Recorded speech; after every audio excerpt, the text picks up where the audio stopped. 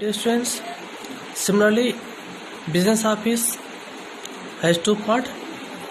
First one we have already discussed, and number second, office with private investment.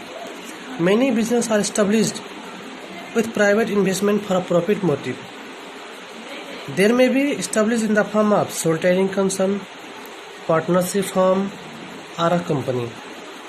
The offices established by such business fall under this category. That basically aims to earn profit and maximize wealth through customer satisfaction. It is established to satisfy the customer as well as to earn the profit. Now the features of office with private investment. It is managed by the investors or employees employed by them. All the activities are done by the private administration. It requires skilled employee at minimum number as far as possible.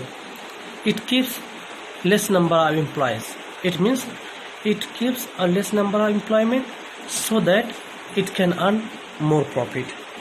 It always attempts to minimize administrative and operating cost. It takes quick decision with immediate action.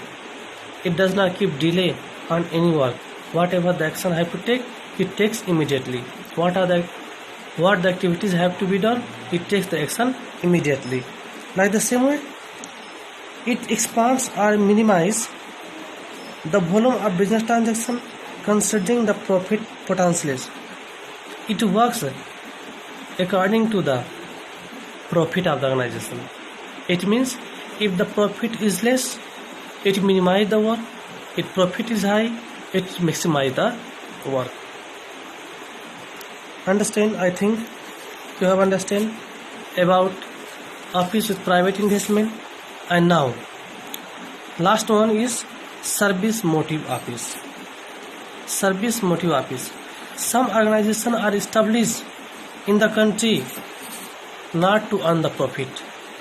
It is established in order to provide service to the people, and such types of organization are non-profit organization. They are social and charitable organization. They are involved in public activities, or we can say such types of organization are established in order to provide service to the people for their welfare. Such organizations include, like example, Red Cross Society, Scout, Club, welfare organization, public library, etc.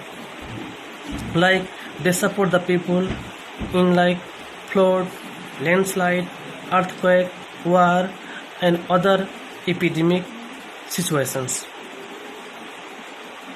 Like features of service motive offices, the office has independence in management and functioning.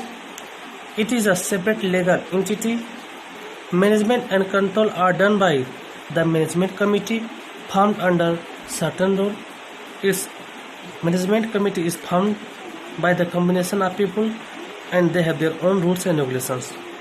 The management committee of the office is constituted by the members of the organization. Financial management is done according to the guidelines recommended by the General Assembly.